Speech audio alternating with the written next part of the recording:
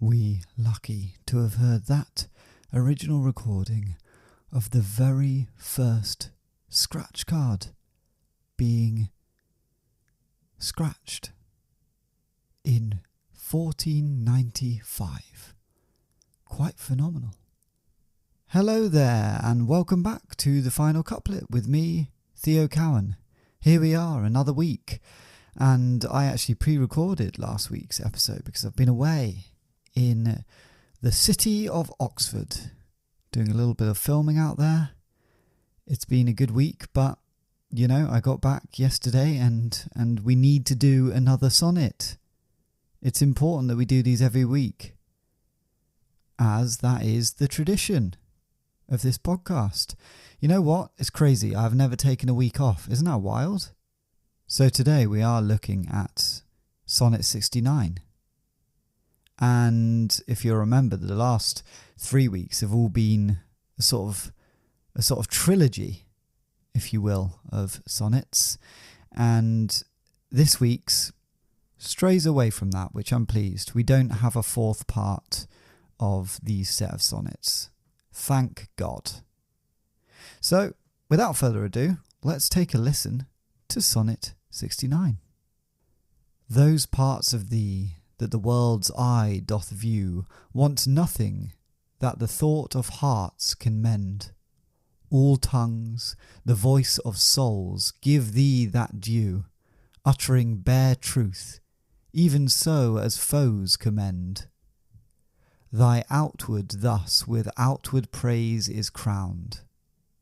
But those same tongues that give thee so thine own, in other accents do this praise confound, by seeing farther than the eye hath shown. They look into the beauty of thy mind, and that in guess they measure by thy deeds. Then churls their thoughts, although their eyes were kind, to thy fair flower add the rank smell of weeds. But why thy odour matcheth not thy show? The soil is this, that thou dost common grow. So, there we are, Sonnet 69, and we've taken a little bit of a different turn, I think, and it feels like there's been quite a leap from Sonnet 68 to 69, because essentially what I think Shakespeare's saying in this one, and he is comparing his lover to flowers and weeds again, which he's done in many other sonnets previous to this one. He's saying, look, you are hot, all right? You're a good-looking dude.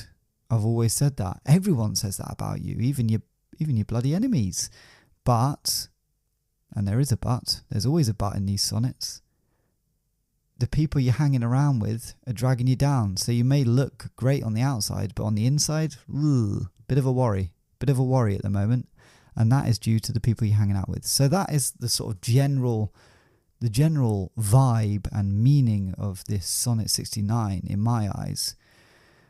But I think it is about time we dive into this line by line and work out what the hell Shakespeare was going on about.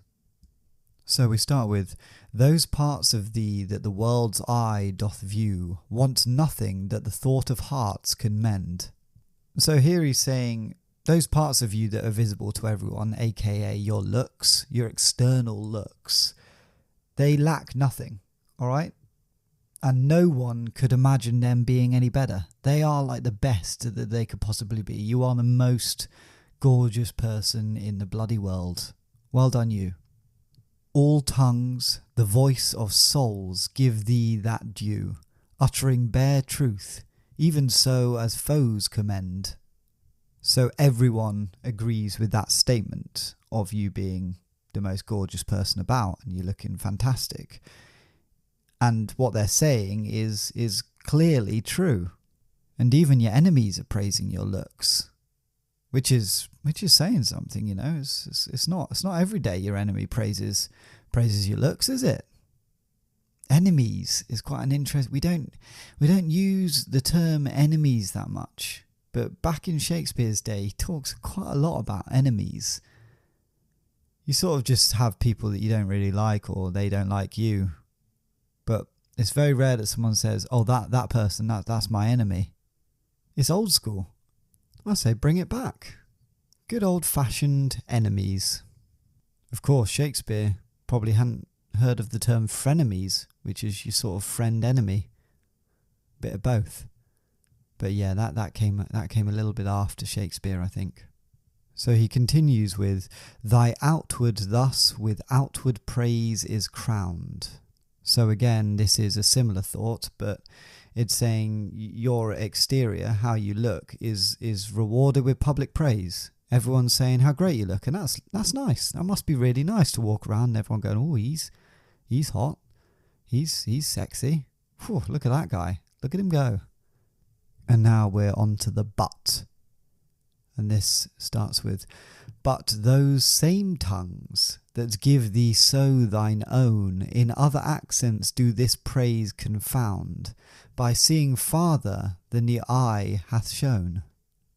So here he's saying, but the same people who have given you praise for your looks and how hot you are, etc., they've got different ideas when they're talking beyond the surface, when they're looking beyond your good looks and into your interior. You know, we're talking your heart, your brain, stuff like that. They take a very different path with that.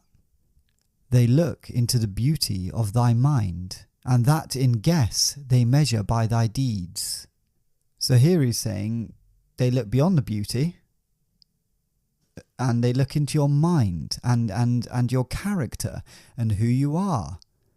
And they take a guess at what you're like internally by looking at your actions. You know, what you're getting up to. So you might be hot and stuff, but let's have a look at what you do day to day. Is that good? Is that attractive? Is that nice? Is that kind?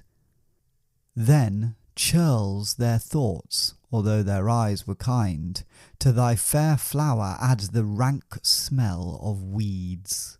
So this is all along the same thought really, but he's saying, then though they said and thought that you're really good looking, they actually have another thought, which is you appear beautiful, like a lovely fair flower, but you smell corrupt. You stink. You're stinky, like weeds. So you're lovely on the outside, but on observing you, actually, not such a great guy. Not such a great guy at all. And you smell. And I'm not talking literally stinky, although probably back in the day, most people were quite smelly because of deodorant and stuff. Wasn't so much a thing back then. But I think they mean, you know, your attitude stinks and your vibe stinks. It's not great. And now we're on to the final couplet. But why thy odour matcheth not thy show? The soil is this, that thou dost common grow. So here he's sort of posing the question. So if you don't smell as good as you look, and again, I think we're not thinking literally odour here. We're thinking, you know, there's a foul smell about you. There's a foul vibe about you. And why is that? Here's the reason. The soil is this. You are hanging around with the wrong crowd. Your common grow. Again, it's the flower reference, but I think what this means is you're hanging around with the wrong people and they are influencing you and pulling you down and making you a worse human. So, in conclusion, you're really hot, you're lovely, you're gorgeous, you've got lovely hair, lovely set of teeth, rippling muscles, all of the above, but you're hanging around with some bloody idiots and they are making you seem like an idiot and you need to cut them loose. So it's an interesting turn in this sonnet from Shakespeare. He's sort of going, look, here's some advice actually, because I've seen who you're hanging out with and they're not great. And this is quite relatable, I think. I think we've all had close friends in general that we think oh, you've got into the wrong crowd there and they're influencing you and making you a worse person. It's very common.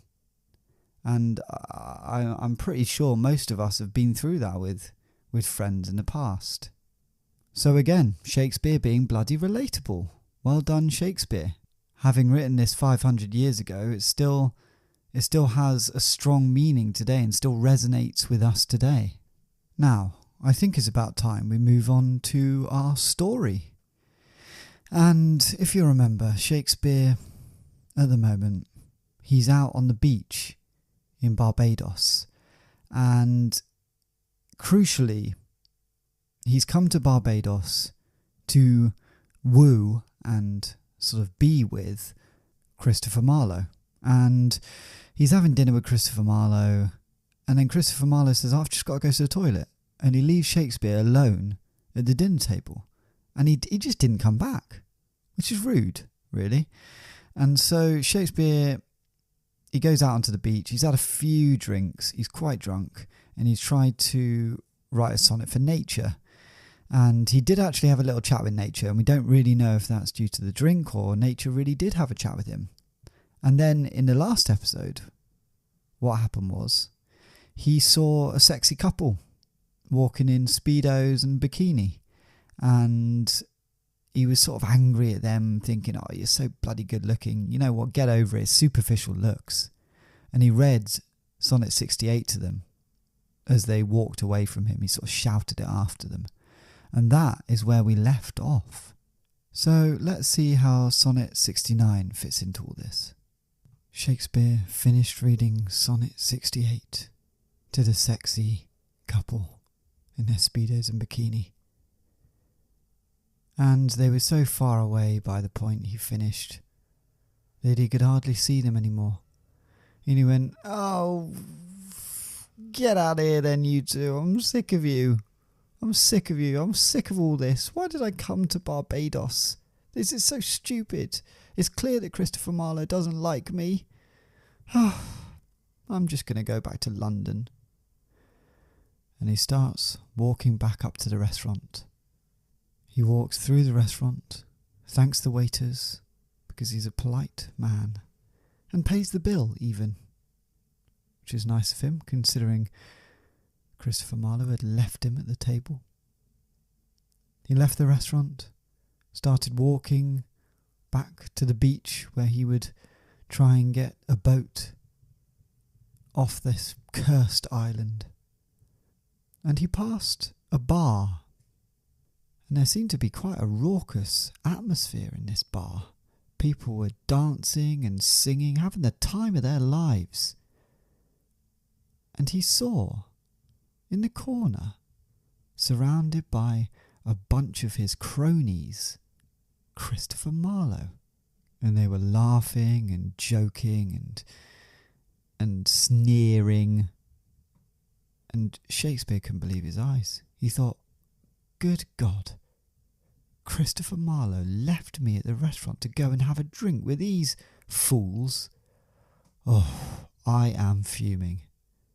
And so he walked into the bar, and as he got closer to them, he heard what they were talking about. And they were going, that Shakespeare fellow, can you imagine the look on his face when you didn't come back from the toilet?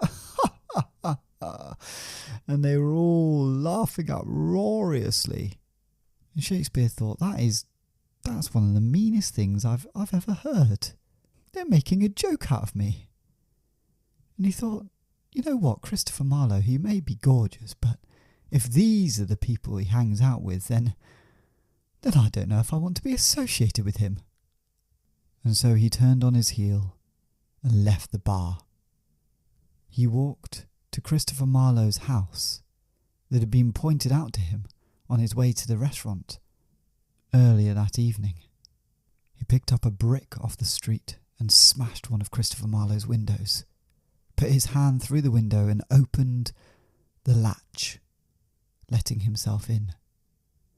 It was quiet inside. Shakespeare lit a candle. He walked into Christopher Marlowe's bedroom, and he took the quill from Christopher Marlowe's writing desk and wrote Sonnet 69.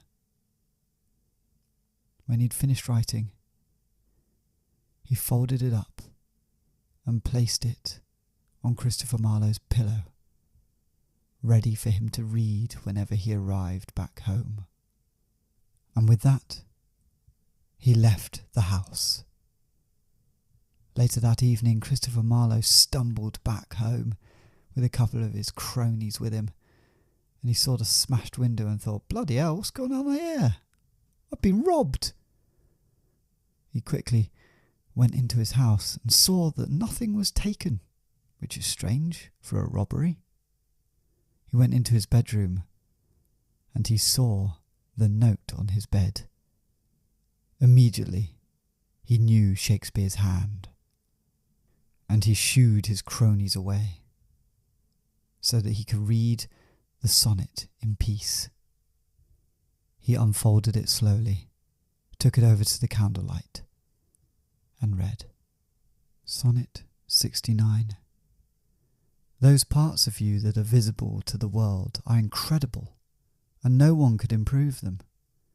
Everyone agrees with this. They're only saying what is obviously true. Even your enemies praise you for it. Therefore, your outward appearance is publicly praised. But the same people that say how hot you are say pretty different things once they've looked beneath the surface. These people look into the beauty of your mind, and they guess at what's in there by looking at your actions. Then, even though they thought you were hot, their harsh thoughts tell them that you smell corrupt. So if you don't smell as good as you look, it's because you're hanging out with a bunch of idiots. So there we are. Sonnet 69 done and dusted. And look, I'm proud of Shakespeare. He's standing up for himself, and he's thinking, look, Christopher Marlowe, you're hanging out with the wrong dudes here. Because you were once a nice guy. And now look at you, laughing at me and leaving me at the dinner table all alone. What a joke. So, well done, Shakespeare, for standing up for yourself and writing a sonnet that hopefully will hit Christopher Marlowe like a ton of bricks and make him realise he's in with the wrong crowd and he needs to turn his life around. We'll find out what happens next week. Until then,